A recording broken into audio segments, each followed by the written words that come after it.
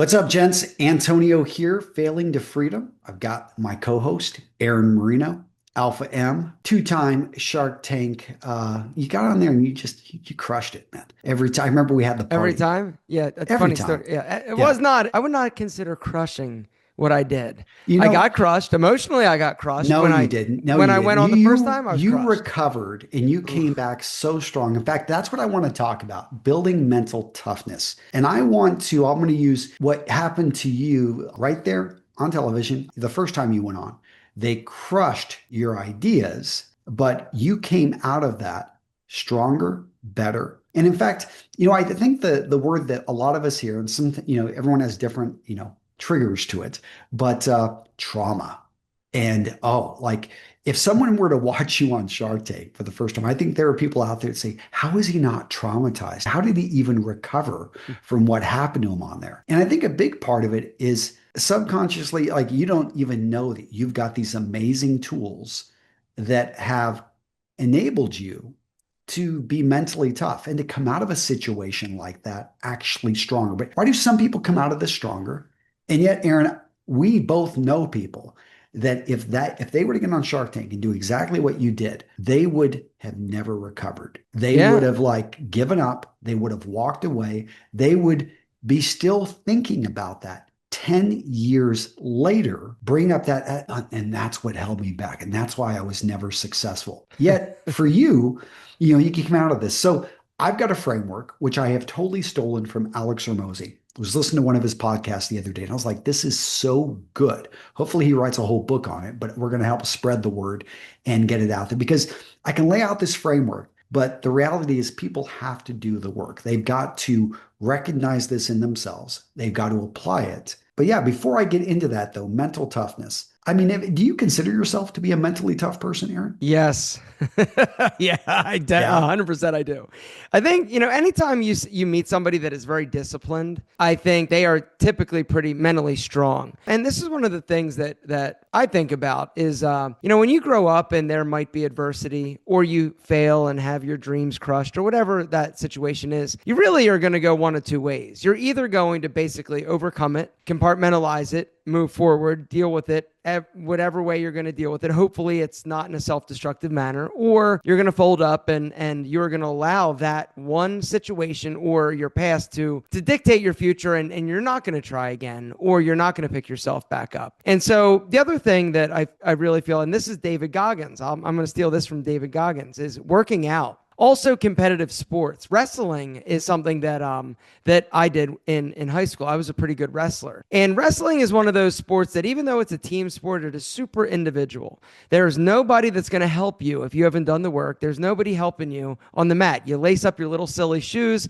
you put on your singlet, your headgear, and you pounce out there, and it's you competing against somebody else in front of friends, family, countrymen, and all of the hot chicks that you're trying to, told them, hey, come check me out. I'm going to be wrestling, right? Hopefully you're gonna beat some fish. But I mean, the wrestling matches that I remember, they aren't the ones that were super easy. They were the ones that I was literally in a battle from the first whistle to the last whistle. I was in a battle, and hopefully I came out on top. But yeah, I mean, I do consider myself to be mentally strong. When you deal with hardship and you overcome it or you move yourself forward, I feel like it is something that does build that strength. But like I was saying about David Goggins, working out just in general is something that he says working out calluses the mind. Yeah. And he's not talking about, literally it's metaphorically, of course.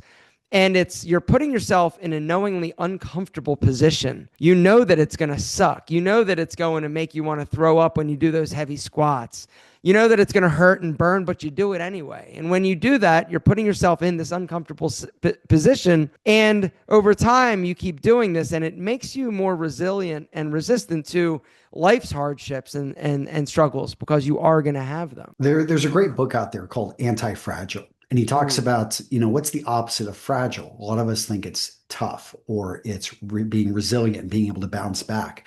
But he's like, no, he created a new word for it and he calls it anti-fragile. And this is the idea that, and wrestlers a perfect example of somebody that, these guys go in, and when you start wrestling, you suck. You don't know, and you're getting caught in certain moves that you develop the toughness to be able to deal with pain. You've probably had the air knocked out of you in a match, and you learn how to be able to control the panic and the feeling and to be able to get your head right back into the match. But this is where you become anti-fragile, where literally the things happening to you, these trauma events, these bad events, are actually making you tougher. And there are examples in nature where we see, simply bone density actually increase whenever you are and this is how muscles develop. In a sense, we tear muscles, and then if you've got, the right hormones, you're at the right age, you're eating well, muscles grow back, and they grow back stronger, larger. And I love that you use the physical example, because this is the easiest way, I think, for anyone to develop and to become tougher. Maybe it's not so much mental, but it is putting yourself in a physical situation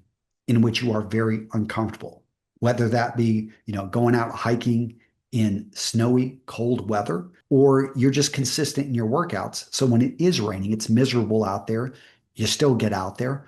Or when you're in the gym and you're feeling that burn, and all of a sudden you learn to love it, you start getting into it. But how to develop mental toughness? So I stole this framework from Ormozy, and it's got 4 parts. But before I get to those 4 parts, you got to lay out the behavior curve. And this is what happens to us in general when life hits us hard. First up, you've got your baseline. And I would say, knowing you, your baseline is pretty darn high when it comes to your mental toughness. Mine is, I think, pretty decent. Part of it is, and I think Joe Rogan said this best, the toughest thing you've gone through is the toughest thing you've gone through. So I have gone through, both of us have gone through bankruptcies. Both of us have gone through, and the whole name of this podcast, failing to freedom.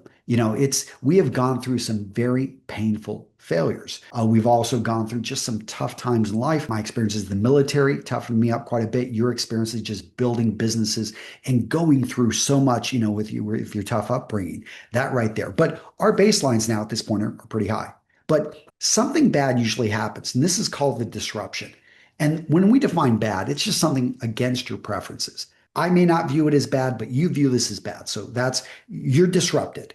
Our behavior when these bad things happen, again, measuring it in overall scale, there is a drop. Then there is the recovery from the drop, the stabilization, and then there's the outcome.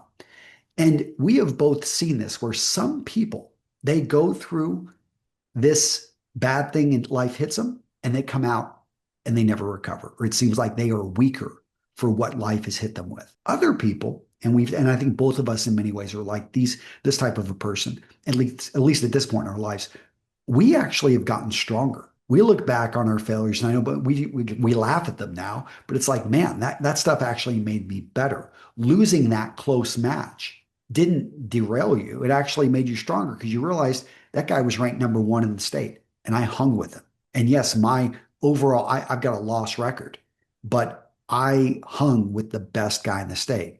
So that you learn the difference between greatness and good is actually very minute. Antonio, between you and I, who would win wrestling? Oh, she'd kick my ass, man. But it's only because of the technique. It's technique. I'm short. I was built for it. I'm much better looking, But if we were both doing it the old school Roman style, both naked. I would win. I would win because I would just grab you in the balls and grab your balls. Anyway. Okay. Yeah. We're going off, getting off the rail. Okay. So the 4 components of mental toughness. I really like how this was broken out. And by the way, I will check out this chart. We're going to insert the chart. I will share this chart. If you guys want it, we'll put a link to it, but down in the comments. First up, we've got tolerance. This is how long until you crack. So tolerance, if you can think about, this is, both of us are pretty strong on tolerance, because if somebody says something bad about us online, we are both so used to this. It's like, yeah, whatever, so our tolerance is pretty tough here. Basically, we can endure a certain amount of hardship before our behavior changes. Fortitude. This is how far you actually fall. So I have seen, you get hit with things all the time. Sometimes they do knock you off, but what I've noticed is within a day or two, you are back. You don't fall very far. Actually, that was resilience, how quickly you recover. Fortitude, though, yeah, you don't fall very far. Yeah, it kind of throws you off, but okay, what's for dinner? Let's go have a good time. So fortitude is how far you fall. Resilience is how fast you recover. And the fourth component is adaptability, where you land afterwards. And this one is really key because I think for the most part, whenever things happen to you, you're disrupted and you have a drop and then you recover. For the most part, we view this as life. Okay, it's just taught me a lesson. Thank you. I am not going to be fooled by a scorpion the next time, or maybe you will. But we rarely, or we're back to the I same thought point. about him today, Yeah, actually. Go yeah. on. Okay. So I love this mental toughness framework because it allows you to identify, and if you're honest with yourself, so many of us, you can improve just one of these, but if you improve all four, you're going to become the kind of person that from the outside, most people are like, wow, nothing bothers him. And, so first up, you're just going to seem to have incredible tolerance. And this is taught in Stoicism. So I'm a big fan of it. But this is something that we can work on. You can become, hey, just more, you realize that I know, and I've noticed this year personally, that my tolerance has actually become weaker. A big part is I've just been consistently hit by things. I wasn't exercising as regularly. I wasn't getting out. So part of it, when you realize when your health is down, or maybe you've got too many stressors, you realize your tolerance, your fuse starts to go down. And I could notice this because I was getting upset with my kids or my wife for something. I'm like, why in the world am I getting upset with them for something that's just normal in life? Fortitude. This one's interesting because it's how far do you let something knock you off the rails? I find that by having good friends that kind of keep my head in place and by removing myself from the situation, I reduce how far I fall. The times that I have fallen the farthest have been, when I'm alone or when I can't be around others, or simply I don't have someone to speak to. And this can be very dangerous because if you think about it, this is one thing that bothers me about suicide is that you can be non-suicidal 99.999% of the time. In that one point in 10,000 that you fall really far, you're on drugs, you're drinking some alcohol, and you were just super depressed, that you make one small decision which ends the game. So that's where you got to be careful of fortitude when it goes way too out there. It can be a game ender. Resilience. How quickly do you recover? So I'm not going to name names, but she sleeps in my bed and I love her with everything. But It's my my yeah, yeah, goddaughter. okay. No, no. Yes, yes, we do have she has her own bed. It's next to our bed. Point being is I've got somebody in my life that one thing I notice is that whenever she gets upset with me, she holds that for like 24 hours. And it's frustrating because you're like, damn it, I ain't getting nothing tonight.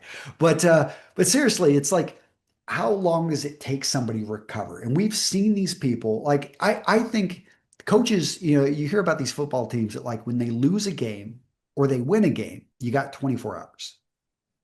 Celebrate, be sad, but after that, move on. And this is one of the things like so many people, you've seen them out there, and me included at points. I'm ruminating about something that happened a week ago. I was like, if you look at your dog, like you accidentally, we have a puppy and I stepped on her foot the other day, like just, it was really quick, but she, cries out. Guess what? She was over that within, 10 seconds. She wouldn't even think Yeah. about it anymore. But we are sometimes so hard on ourselves and we're beating ourselves up for things that happened years ago. Human beings are just sometimes we are so cruel to ourselves. It's almost like torture. I mean, would you do that to somebody? I mean, you remind them of something happened 5 years ago, but we do that to ourselves. Adaptability. The final part here. Where do you land? Do you use that traumatic experience to be better or to be worse? Now, when most people think about trauma happening to them, they think about the negative, but you can look at this as, was this actually a positive thing? Did this traumatic experience of that car crash? I'm thinking of one as a young man, and I did not, it's like I was driving a buddy's car and I had taken it out of the city, like he had let me use it around town. I drove to Davenport, Iowa, an hour away to go on a date with a girl. And I didn't, it's like not, I didn't mean anything malicious. I just couldn't find Sean. I'm like, I didn't, bother with it. I just drove the car, picked up the girl, but I hit another car.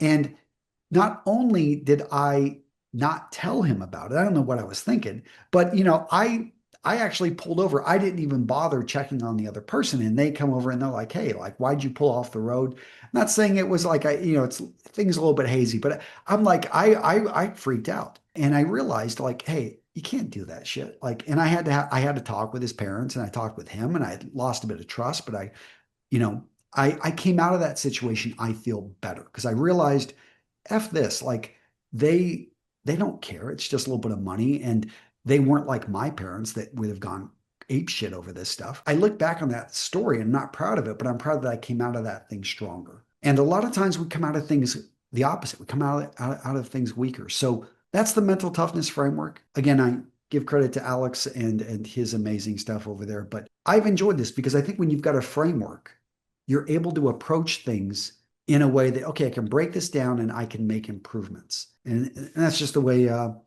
where I was thinking about it. But Aaron, anything to add? Anything you'd No, I think throw I in? think it's good. It's funny because we're talking about this, and I just thought about how I responded to something that happened to me last week, and then we'll wrap this up. But so this year's been the year of legal woes for your boy. I got sued by an ADA compliance. I've had somebody else that reached out about my packaging being weird and all ridiculous. But the two things, well, there was one that was a copyright infringement that I kind of ignored and I ignored and I ignored. And then I got served like a paper by a law firm. It's like, hey, like you're either going to deal with this or we're going to take you to court. It's like, okay, I've got to deal with this. And so I had a call. I was like, all right, it was for hair images of some celebrities actually on my Pete and Pedro website. All right, I paid the fine. Okay, this is behind me. And a week later, I get another email from the same company for a different company of mine for the Alpha M website.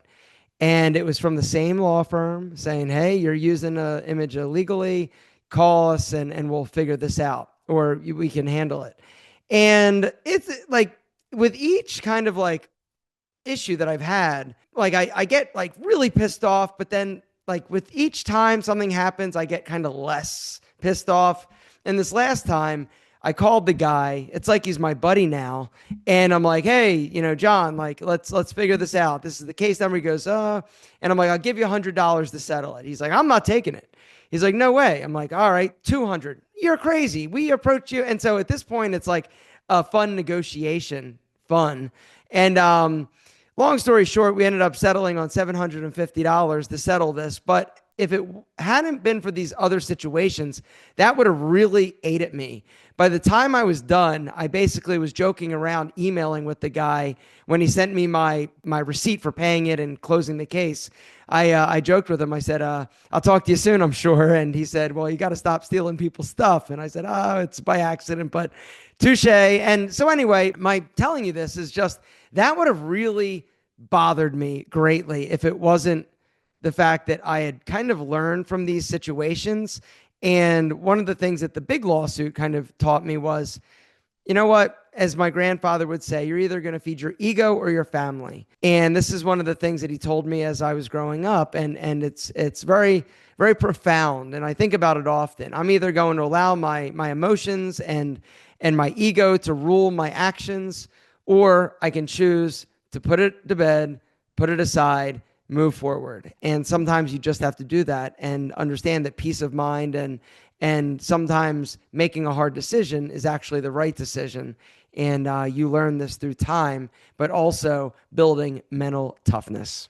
100%. And but guys, by the way, if you're listening to this, you're watching this, and you're like, Antonio, this information is great, but how can I take action on this? How can I be around other men that are building themselves up, wanting to earn financial freedom, trying to improve themselves and grow their business? Guys, you need to check out what we're doing. We're going to put a link down in the description because failing to freedom, this is just part of what we do. We've got, the group. I think right now it's still called the 10K Club, but we are changing the name on it because already got so many guys that have already hit $10,000. We're like, we should have probably called this the $1 Million Club or something like that, because the reality is sometimes it's just a small adjustment that can help you take steps in the direction, becoming the man you know yourself to be, to earning the money you know that you're capable of earning. But it's hard to do this stuff alone. It's hard to hold yourself accountable. It's hard to, and that's what community is so, so powerful. So if you're interested in that, check out the link. We'll put it in the description. But that's it, guys. Aaron, And until next time, if you that's haven't right. subscribed to this channel, what are you doing with yourself? Turn the notification bell on.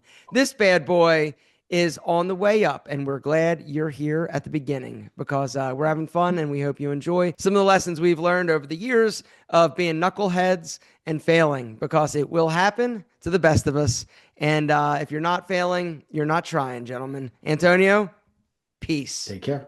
Bye. Bye.